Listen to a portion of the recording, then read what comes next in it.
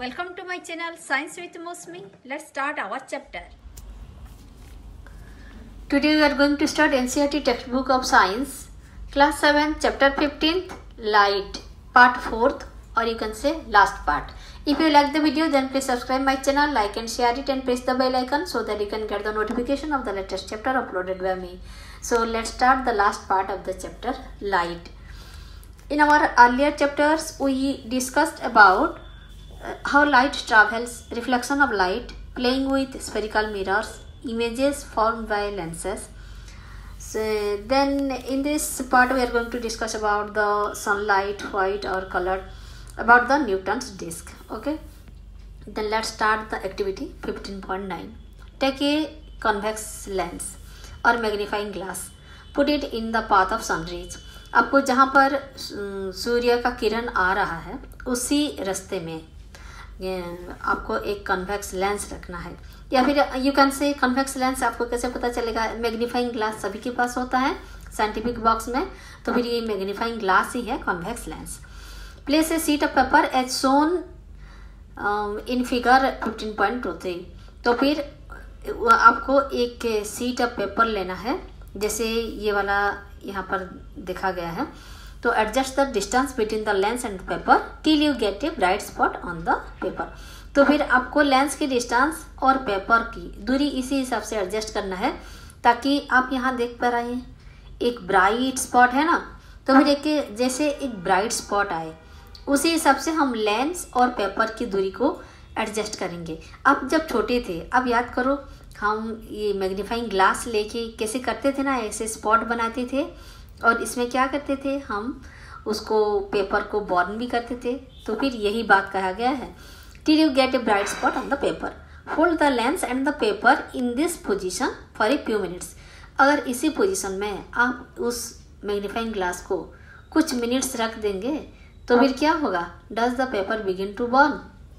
तो फिर ऐसे में पेपर जरूर बर्न करना शुरू हो जाता है. ये सबका आप लोगों का एक्सपीरियंस रहा होगा, है ना. तो फिर now replace the convex lens with A concave lens. ये तो गया कन्वेक्स लेंस की बात. अब हम क्या करेंगे, कन्वेक्स लेंस की जगह एक कॉन्केव लेंस लेंगे. ठीक है, कॉन्केव लेंस लेंगे. तो do you see a bright spot on the paper this time? क्या अभी भी आपको ऐसे ब्राइट स्पॉट मिला क्या? क्योंकि कॉन्वेक्स लेंस और कॉन्केव लेंस की बात तो अलग अलग होती है, तो फिर पता नहीं मिलेगा कि नहीं. चलिए देखते हैं. Why are you not getting a bright spot this time? इस बार आपको नहीं मिलेगा. तो फिर क्यों नहीं मिलेगा, ये हमको ये देख के पता चल जाएगा. ठीक है, ये मैं आपको अच्छी तरह समझा दूंगी. पहले इसको कंप्लीट कर लेते हैं. We have seen in the case of mirrors that for different positions of the object the nature of the size of the image change. Is it true for lenses also? तो हमने तो देखा था जब हमने मिरर के बारे में पढ़ा था, तो कॉन्केव मिरर और कन्वेक्स मिरर में अलग अलग से इमेज की साइज आते थे. तो फिर क्या कन्वेक्स और कॉन्केव लेंसेस में ऐसा होता है, अलग अलग हमको इफेक्ट मिलेगा या फिर क्या मिलेगा? ठीक है, तो फिर देखें ऐसा क्यों होता है. कॉन्केव लेंस में क्या होता है, लाइट जो है वो डाइवर्ज हो जाता है. ये देखिए, इससे आपको अच्छी तरह समझ में आ जाएगा कि कॉन्केव लेंस लेने से हमको वो ब्राइट स्पॉट क्यों नहीं मिलता. एक कॉन्केव लेंस कन्वर्जेस और bends inwards the light generally falling on it. तो फिर therefore it is called a converging lens. On the other hand a concave lens diverges the bright light and is called diverging lens. तो फिर यहाँ पर हमको light इस तरह से कन्वर्ज होना दिख रहा है, तो फिर इसी स्पॉट में आपको मिल जाएगा वो बर्निंग वाला पॉइंट. ठीक है, तो ऐसे में अगर लाइट क्या हो जाता है, ये एक कन्वेक्स लेंस है, लाइट इस थ्रू से पास करेगा तो फिर लाइट कन्वर्ज होके यानी कि एक जगह मिलेगा. पर अगर यही लाइट कन्वेक्स लेंस के थ्रू से पास करेगा तो फिर क्या होगा, ये लाइट डाइवर्ज हो जाएगा, यानी कि बिखर जाएगा और एक ही पॉइंट में कोइंसाइड नहीं करेगा. इसीलिए इसको कहा जाता है डाइवर्जिंग लेंस और इसको कहा जाता है कन्वर्जिंग लेंस. क्लियर? इसीलिए यहाँ पर हमको मिलता है एक ब्राइट स्पॉट और इसमें वो ब्राइट स्पॉट हमको नहीं मिलता है. ठीक है, आइए देखते हैं activity 15.10. Take a convex lens and fix it on a stand as you did with the concave mirror. जैसे आपने कॉन्केव मिरर किया था, अब ऐसे ही एक स्टैंड में हम कॉन्वेक्स लेंस फिक्स करेंगे। Place it on A table, एक टेबल में रखना है। Place a lighted candle eight A distance of about 50 centimetre from the lens. तो फिर लेंस से 50 सेंटीमीटर की दूरी पर हम रखेंगे कॉन्वेक्स लेंस को। तो फिर try to obtain the image of the candle on a, तभी हमने ट्राई किया था कि कैंडल का इमेज कैसे स्क्रीन में आएगा, पर अब क्या होगा देखते हैं। अब the candle on a paper screen placed on the other side of the lens. You may have to move the screen towards और away from the lens to get a sharp image of the flame. तो फिर इस sharp image हमको पाने के लिए हमको lens को थोड़ा इधर उधर उसका डिस्टेंस चेंज करना पड़ेगा। What kind of image did you get, is it real और वर्चुअल। तो फिर ऐसे में आपको कैसे इमेज मिलेगा। तो now vary the distance of the candle from the lens. Try to obtain the image of the candle flame every time on the paper screen by moving it. तो फिर आपको distance of the candle from the lens में कभी दूरी, lens और candle की दूरी पास पास करना है तो कभी ज़्यादा दूर करना है। ऐसे में क्या हो जाएगा, इमेज का नेचर जो है वो चेंज हो जाएगा। Try to obtain the image of the candle flame every time on the paper screen by moving it. Record your observations as you did in activity 15.7. तो फिर कैंडल, एक तरफ कैंडल रहा, फिर लेंस रहा और स्क्रीन रहा, तो फिर बीच में कैंडल रहा, और तो फिर आपको किस प्रकार की मिलेगा, आपको मिलेगा कुछ कन्वेक्स लेंस जो है ये देता है आपको रियल और इन्वर्टेड इमेज।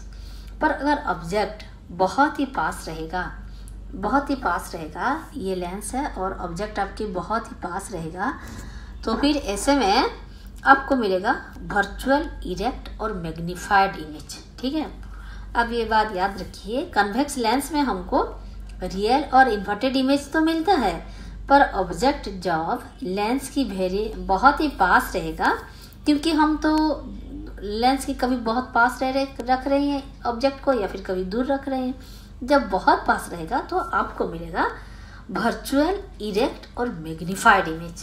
ठीक है, तो फिर देखते हैं अगले पेज में। ये है हमारी ऑब्जेक्ट और ये है हमारी लेंस और ये है हमारी व्हाइट बोर्ड। तो फिर ऐसे में क्या होगा, आइए देखते हैं कि did you get in any position of the object and image which was erect and magnified. तो फिर कौन सा केस में आपको ऑब्जेक्ट जो है वो इरेक्ट एंड मैग्नीफाइड मिला, इरेक्ट मिला और मैग्नीफाइड में मिला। हमने कहा था जब ऑब्जेक्ट वेरी क्लोज होगा, ठीक है, ऑब्जेक्ट जब वेरी क्लोज टू मिरर होगा, लेंस होगा, तभी हमको मिलेगा वर्चुअल, इरेक्ट और magnified. Could this image B obtain on A screen. तो फिर ये क्या स्क्रीन में मिल पाएगा, नहीं मिल पाएगा, क्योंकि ये तो वर्चुअल है। कुड दिस इमेज ये नहीं मिलेगा। इज द इमेज रियल और वर्चुअल, ये इमेज तो होगा जरूरी वर्चुअल होगा। तो फिर this is how a convex lens is used as a magnifying glass. इसीलिए ये मैग्नीफाइंग ग्लास के हिसाब से काम करता है, क्योंकि ये हमारी इमेज को जो है मैग्नीफाई कर देता है, यानी कि बड़ा कर देता है। तो फिर कॉन्वेक्स लेंस जो है मैग्नीफाइंग ग्लास के हिसाब से यूज होता है, और ये हमको इरेक्ट इमेज भी देता है और वर्चुअल इमेज भी देता है। ठीक है, in a similar fashion study the images form by a concave lens. ये तो गया कॉन्वेक्स लेंस की बात। आइए देखते हैं अब कॉन्केव लेंस में क्या होता है। You will find that the image form by a concave lens is always virtual. अब देखेंगे कि कॉन्केव लेंस जो है ये हमेशा वर्चुअल, इरेक्ट और smaller in size than the object. ऐसे ही उसका इमेज रहता है। कैसे रहता है, वर्चुअल रहता है, यानी कि आप उसको पकड़ नहीं पाएंगे जैसे प्लेन मिरर में होता है, और इरेक्ट रहेगा यानी कि सीधा सीधा रहेगा, और smaller in size than the object. उसका इमेज का जो साइज रहेगा वो छोटा रहेगा।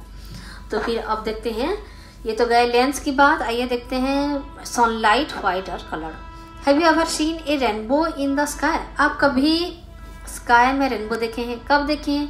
जब बारिश बंद हो जाता है, बारिश होके बंद हो जाता है और उसके बाद सूरज के किरणें आने लगता है, तभी हमको अपोजिट डायरेक्शन में, जिस तरह सूरज रहता है उसका अपोजिट डायरेक्शन में हमको देखने को मिलता है रेनबो। तो you might have notice that it appears usually after the rain when the sun is low in the sky.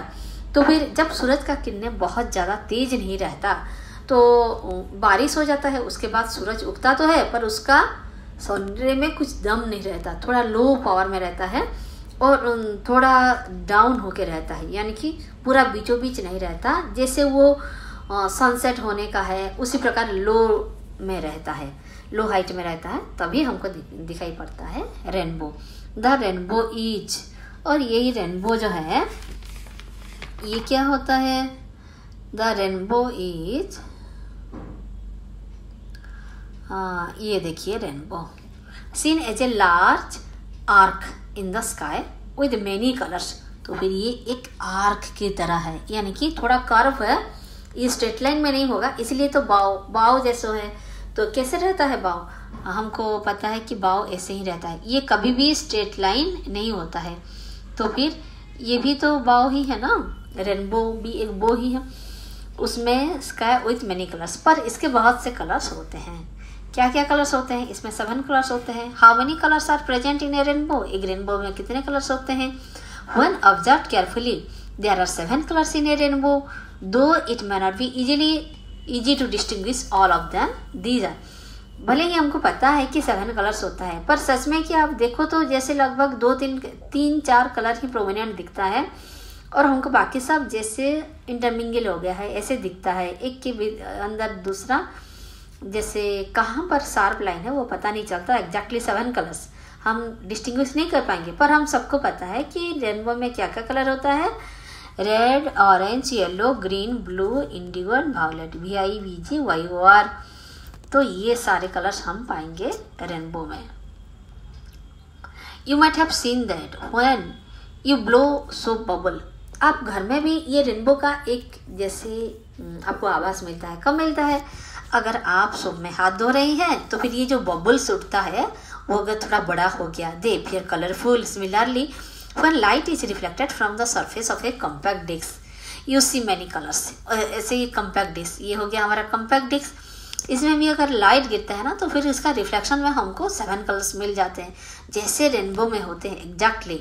बच्चे तो कभी कभी ये डिस्क लेकर रेनबो प्रिपेयर करते हैं साइंस प्रोजेक्ट में या फिर साइंस एग्जीबिशन में। On the basis of this experience could we say that the sunlight is a mixture of different colours, let us investigate. तो फिर इसी बेसिस से हमको ये पता चल ही गया है कि सनलाइट जो है यही एक्चुअली डिफरेंट कलर का एक मिक्सचर है। तो फिर it is a mixture of 7 colours. Let's investigate. चलिए ये बात को हम आगे देखते हैं। एक्टिविटी 15.11 में take a glass prism, allow a narrow beam of sunlight through a small hole in the window और ए डार्क रूम और to fall on one face of the prism. तो फिर जैसे एक बीम ऑफ लाइट आता है, कैसे एक बीम ऑफ लाइट जैसे विंडो की तरफ से आता है या फिर डोर की तरफ से आता है, तो फिर उसी सनलाइट को हम गिरने देंगे प्रिज्म के ऊपर on one face of the prism. तो the light coming out of the other end of the prism fall on. तो फिर प्रिज्म से होके जब दूसरे तरफ लाइट जाता है तो फिर किस तरह से जाता है?